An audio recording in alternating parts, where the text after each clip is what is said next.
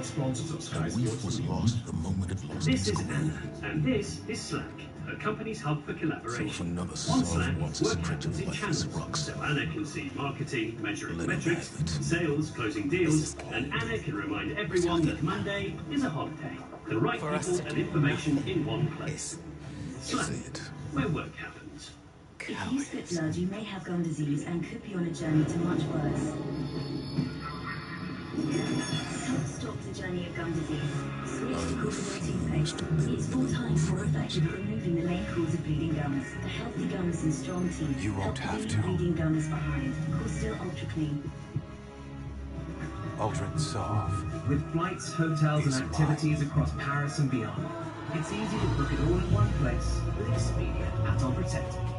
Order the original mattress at evemattress.co.uk and get an additional £100 off other Eve products. Eve, because every great day starts the night before.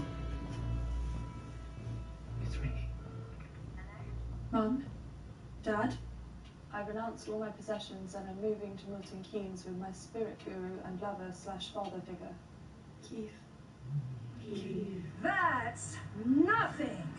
I just rented a BMW 5 Series for £49 from Sixt, and we're off to Margate. Sixt, drive smart. What is a flat white? 2/3 coffee, 1/3 milk, 1/3 foam. Yes. It's the complexity of the brewing of coffee and the simplicity of its mastery. It's all about the micro bubbles. Micro bubbles. What is a flat white? Do you know what a flat white is? It's like a stronger latte, just with less milk. The flat white. Thanks. Now at McDonald's. The ancient shuffle must first be performed to create Yakult, and to release the mystical spirits of the beautiful gut. Hold it right there. Yakult wasn't made by some magical ritual. It was developed by Japanese scientists with unique bacteria that's scientifically proven to reach the gut alive. Yakult, a little bottle of science, not magic. A new international tournament is on the horizon. Europe's top footballing nations are about to go head-to-head once more. It's all on the line. Promotion, relegation, European qualification. We enter the competition looking to keep up the momentum. Time to put that disappointment behind us. To find our feet again. To restore pride. The topple joins. But all seeking glory. UEFA Nations League, live only on Sky Sports.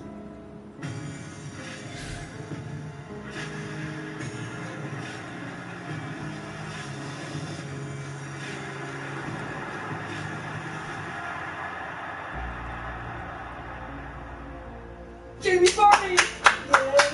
Well, they'll need VAR to sort that mess out. Yeah. Don't hear out this one. Jostling them rush hour. The ref's having a look.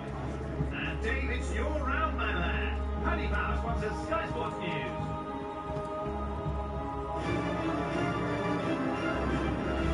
In just 1 hour's time, Tiger Woods will find out whether he'll be picked for the USA Ryder Cup team. And I continue thought his you'd be remarkable gone by now. comeback to I would attempt to dissuade you from your course. Will Phil Mickelson be dancing for joy over a record So 12th Ryder Cup appearance? As it But stands, if this is fair or rest, we've the got world's most informed being golfer, the one Bryson DeChambeau. And will Captain Jim Furyk add insult to injury? It's only been out or forward are revised relying on captain's picks. Only 3 will make it tonight. Yeah, there are also 22 Checker Trade games tonight. We'll have updates from around the grounds very shortly. We hear from Luke Shaw and Jordan Henderson. A big look ahead for the brand new UEFA Nations League. through and through. Also, it is a Left all his historic night for worldly Scotland's possessions to women. We will show you how they qualify for the first ever World Cup. He's now the envy of aspiring F1 drivers everywhere. So what Lando Norris wants to achieve, now he's at McLaren. And one day F1 World Champion, that's the dream. Plus, the comeback continues, so we'll hear from Amir Khan on why he's ready for an all-British showdown with Kyle Brook.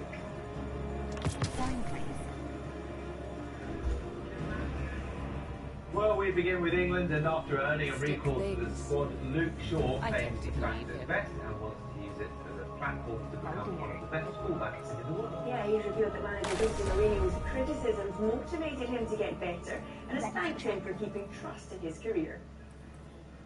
It was a very tough 2 years, but I think mentally that it made me come out the other side and made me stronger and made me want to prove to, you know, to him that I can do what sometimes, like in the last couple of seasons, he said I couldn't. And I think, you know, at this stage now, I'm feeling really positive and really good, and I'm changed massively, not just, you know, on the pitch, but off the pitch. I'm sure I've grown up, and you could say I've gone from sort of maybe a kid to a man now, and I know what I need to do to push myself, and I want to play for Manchester United, and, you know, obviously I want to stay there and obviously fight for my place and prove my worth to the team, and obviously I want to try and do the same here now, and you know, give Gareth a headache to select to, and give him different choices from what I can show. Every dream for every player is one day to become the best in the world in their position, and, you know, I'd say I'm nowhere near that right now, but I think, you know, I just need to keep striving to be the best, and, you know, I'm at the best club for it, and I'm with the best teammates and the best staff to be around me to push me to becoming that level. Well, some disappointing news for Adam Lallana today. He's been forced to withdraw from the squad after having a problem with his groin in training. He's returned to Liverpool for assessment, and his teammate hopes he returns soon. Very disappointing. Obviously for him it's devastating, but for us as a team as well it is, because he's a huge player, not only for England but for Liverpool as well. So fingers crossed on the assessment it's not too bad, and when we get back from international duty he's back and raring to go. But it's another little blow for him, so it'll be tough mentally for him. He'll be gutted, I know, because I know how much he wanted to come here and play, and he loves playing for England, so he'll be bitterly disappointed, but he needs to keep going and, like I say, stay positive, because he's a huge player and a fantastic player as well. So I've been there myself with injuries. It is hard, probably the hardest period in football is dealing with injuries. But he's got good people around him. He's got the right people to keep him in the right frame of mind, stay positive, and he'll bounce back. No doubt about it. Well, no Lallana in the squad, but that's been a surprise call-up. Fulham keeper Marcus Bettinelli has been brought in. Bettinelli becomes the fourth goalkeeper in the squad. The 26-year-old was linked with moves to both West Ham and Chelsea over the summer. Underway. All of our goalkeepers have been modified in one way or another with their training, so we felt it was useful to bring another goalkeeper in for training. And Marcus is another player we've worked with the under-21s. What can I do for you, Titan? We obviously have a situation in the Premier League at the moment where there aren't many English goalkeepers playing. Marcus, very comfortable with the ball at his feet, he fits that modern prototype of goalkeeper. And you know, there's no point in us calling up a more senior keeper who's worked with us in the past just for training and to have a look at. So it's a good opportunity for Marcus. Right, let's get back to tonight's Checkatrade Trophy. 22 matches to keep across in total, and another goal in the game between Oxford and Fulham. Michelle Owen, who's got this one? Oxford United have doubled their lead, Joe, and they're good value for it. They've been the better team this evening. Down to 10 men off, their keeper was sent off. They're all over Fulham. Fulham are just chasing shadows as I speak. Oxford United just come into the box with a good chance, but it's been cleared away by Fulham. This goal came from Sam Smith, the scorer of the first, providing the second through ball to Ricky Holmes, who finished into the bottom right-hand corner. It's a very chilly night here in Oxford. I must just say thank you to Carl Robinson and his daughter, who've brought me a blanket up to the gantry to keep me warm. Oxford United leading here comfortably, so it's 2-0. Excellent. Well, another goal for Mark McAdam at Crawley versus Spurs. Compression. Now, finally, get it done. Yeah, finally the deadlock has been broken here at the Broadfield Stadium. It's taken just 4 minutes into this second half, and it's a mistake from Crawley. Ball pass to Shayon Harrison. It's a really bad mistake, to be honest. He gets it, he's about 5 yards out, he gets it onto his left-hand side, smashes it past the goalkeeper, it goes in off the upright, into the back of the net, and it's given the away side the lead. They're now winning 1-0. Right, the first results of the night is in. Chris Cooper can tell us exactly what happened between Doncaster and Newcastle. Chris. Data set ever truly be complete? Floodlight robbery, probably I think you might call this if you're of Doncaster Rovers persuasion. Newcastle have won by 3-1, 3 shots on target, 3 goals, the first of which came from Tom Allen after 14 minutes. That led to a massive stoppage because we had an extra hole in the goal, if you like. The net got torn when Tommy Rowe fell into it. It had to be repaired. It was.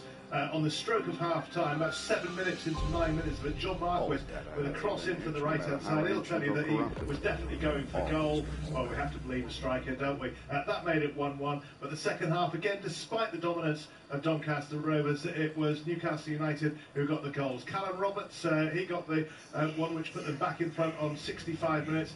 And then any argument was ended really by Elias Sorensen with 5 minutes to go. There was still 6 minutes of stoppage time, and again Doncaster had a chance or two. They had more possession, they had more shots on goal, but maybe just Premier League quality shone through in the end. And probably Newcastle United are going to be top in their group tonight. Notts County are leading 1-0 at Grimsby in the other game, but here tonight Newcastle United's youngsters have beaten a strong Doncaster side by 3-1.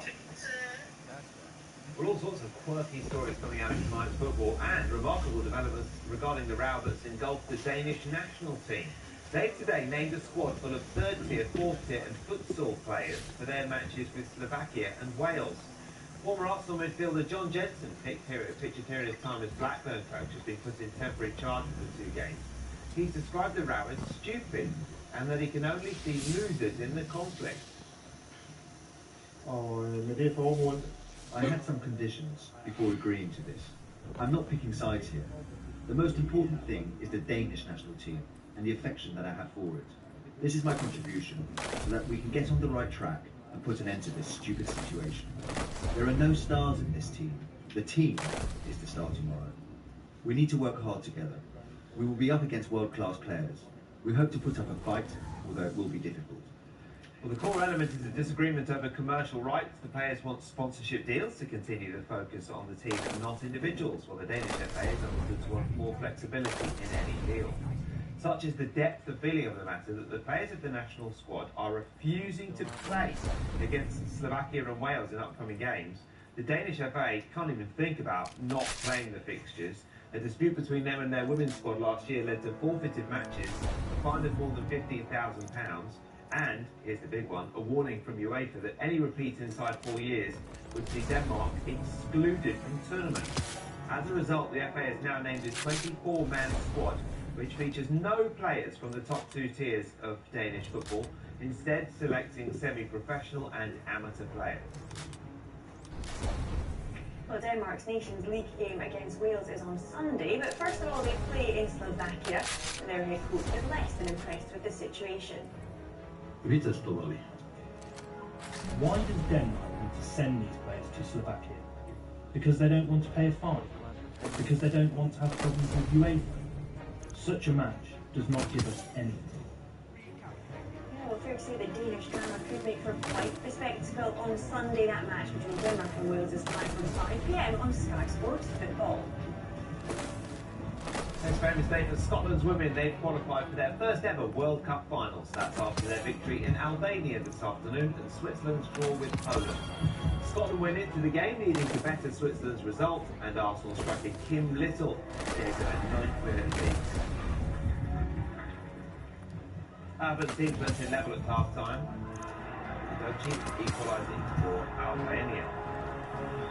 Scotland's winner came in the 68th minute when Jane Ross with perhaps the most important goal of her career.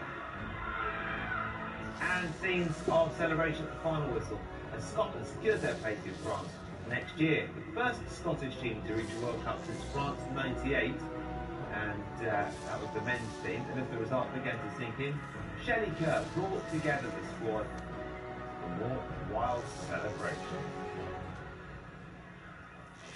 Okay, let's head back to the Checkatrade Trophy. Southampton's under-21s, they're playing at Colchester this evening. Bianca Westwood, any more goals in this one? No goals, but plenty of chances. The game's opening up nicely. Colchester just had a free kick, but it's been cleared. The best move of the half so far went to Southampton when Michael Obafemi on the left-hand side pulls the ball back well for Ben Rothorn, who's arriving on the edge of the area, but he lifted his shot over the bar. At the other end, Colchester have had a couple of decent chances themselves. Mikel